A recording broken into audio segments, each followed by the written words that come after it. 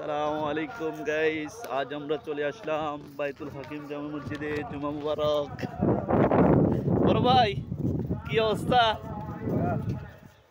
অনুসাব কই যেতেছেন? মসজিদে।